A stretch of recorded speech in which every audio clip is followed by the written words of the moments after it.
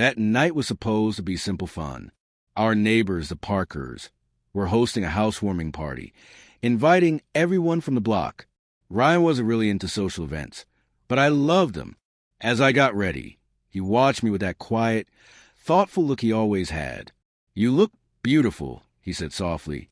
"Just remember, not everyone at that party will have the best intentions."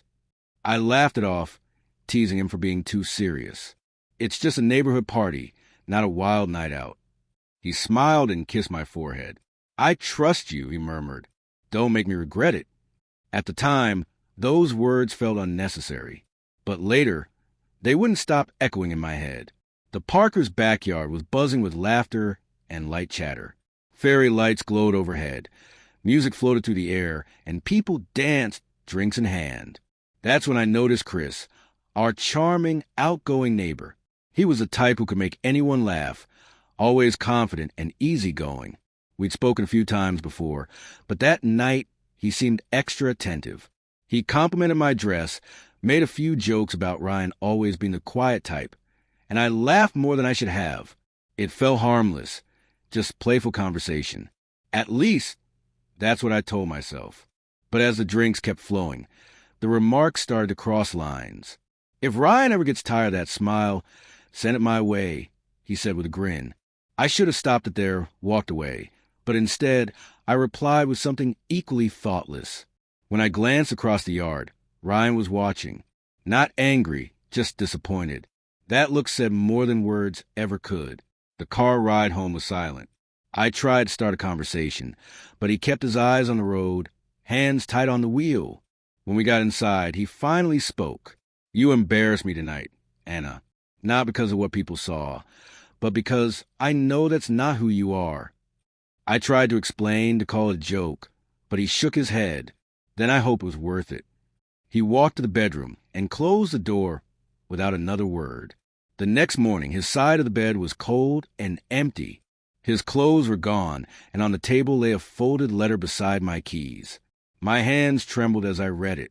"Anna, I've loved you with everything I had, but last night showed me something I can't unsee. You love being admired more than being respected. I can't compete for your dignity. The house is in my name. I've transferred enough money for you to get a place for yourself. Maybe one day you'll understand what you traded away." My heart broke. Ryan, my calm, steady, loving husband, was gone. I called him again and again, but he didn't pick up. At his office, they said he'd taken time off. It felt like the ground beneath me had disappeared. I stayed in a cheap motel for a few days, replaying every second of that night. I finally saw it, how deeply I had hurt him, not by being unfaithful, but by making him feel like he didn't matter, by letting someone else make me laugh in a way that made him feel invisible. The neighbors who had once smiled now whispered when I packed my things into my car. I moved into a small apartment and tried to rebuild my life. I got a new job. I stopped going to parties. I stopped craving attention. I started therapy. Tried to understand why I needed validation from strangers when I'd already had love from someone who never stopped believing in me. Months later, I ran into Ryan at the grocery store. He looked peaceful, lighter somehow. When our eyes met, he gave me a polite nod. I walked up, my heart pounding. "Ryan," I said quietly, "I've changed." He smiled softly, his eyes kind but distant. "I believe you, Anna. I just don't think I'm part of that change anymore." That night, I looked at our wedding photo, his hand holding mine, both of us smiling. I could almost feel what that picture captured. Love, pride, trust, all the things I'd thrown away for a few careless laughs. I finally understood something. Betrayal isn't always about physical infidelity. Sometimes it's about making the person who loves you feel unseen. A year later, another neighbor invited me to a party. I thanked them but said no. Instead, I made myself dinner and watched the lights outside fade into quiet. That night, I whispered to myself, never again, because now I truly understood love can survive many things. But once respect breaks, nothing can hold it together. Ryan didn't leave to punish me.